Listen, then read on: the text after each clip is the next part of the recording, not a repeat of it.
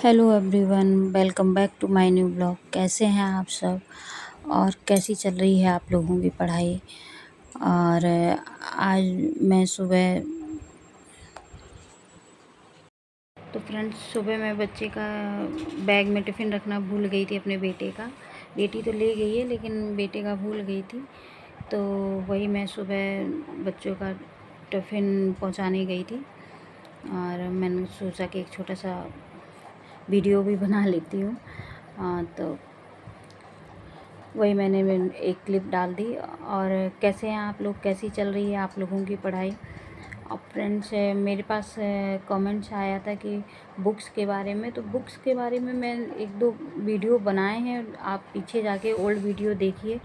उसमें मैंने बायोलॉजी की सारी मेरे पास जो भी बुक्स हैं उनके बारे में मैंने डिटेल में वीडियो बनाया हुआ है और दिखाया भी है कि कौन कौन सी बुक्स हैं और कैसे स्टडी करनी है। एक लोग मुझसे पूछ रहे थे बुक्स के बारे में, तो मैंने बताया कि ओल्ड वीडियो, और अगर नहीं समझ में आएगी तो बताना आप लोगों को, मैं न्यू वीडियो बना दूँगी बुक्स के लिए। और रही बात, एक लोग पूछ रहे थे कि एलटी का मैम एलटी का कैसे तैयारी की जाए।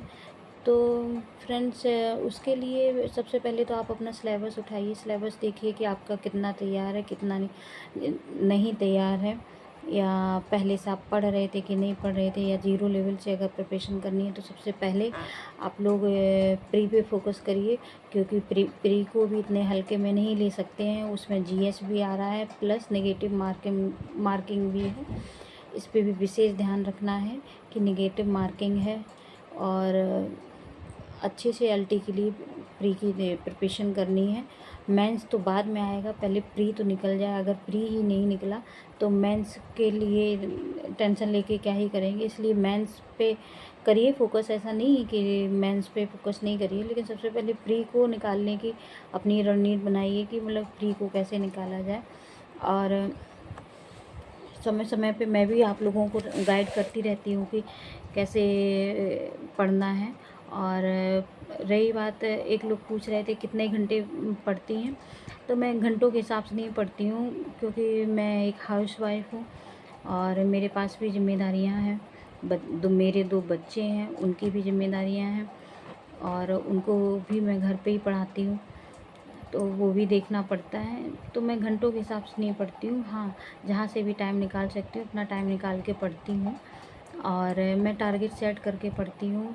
टारगेट ऐसे सेट कि आज मुझे 2 दिन में एलगी पढ़ना है, तो मैं पूरा एलगी 2 दिन में पढ़ लेती हूँ। और पूरा मैं रूटीन बना लेती हूँ। फिर आप लोगों को भी टारगेट दूँगी और उस हिसाब से आप लोग भी पढ़िए। और मैं भी टारगेट के हिसाब से, मैं तो पढ़ ही रही हूँ, लेकिन एक लोग बोल रहे थे कि मुझे भी टारगेट बताइए और आप भी टारगेट के हिसाब से कैसे पढ़ती हैं, कैसे रिवीजन क्या करती हैं। तो मैं टारगेट बता दूँगी, उस हिसाब से आप लोग भी पढ़िए।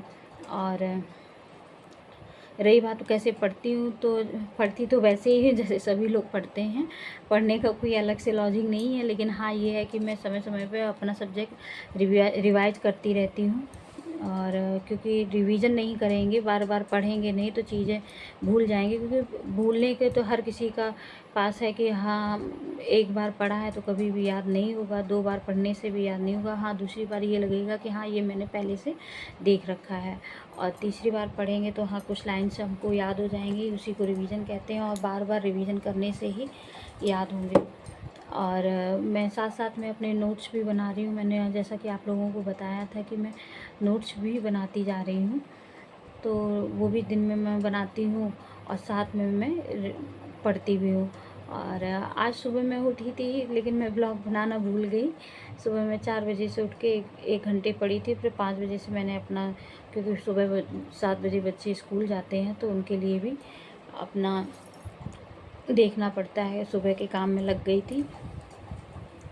और उसके बाद में बच्चों और हस्बैंड को भेजने के बाद में फिर से मैं पढ़ने, उसके बाद स्कूल गई हूँ, बच्चों को टिफ़िन पहुँचाई हूँ, आई हूँ, तो फिर मैं फिर से पढ़ने बैठ गई हूँ।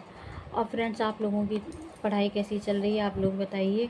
और कहीं भी कोई भी डाउट है तो आप लोग बिल्कुल पूछ सकते हैं। जैसे कि 2-3 लोगों ने मुझे कमेंट किया था कि कैसे करना है, तो मुझे लगता है कि मैंने उनके डाउट क्लियर कर दिए हैं। और कोई क्वेरी हो तो बताइए।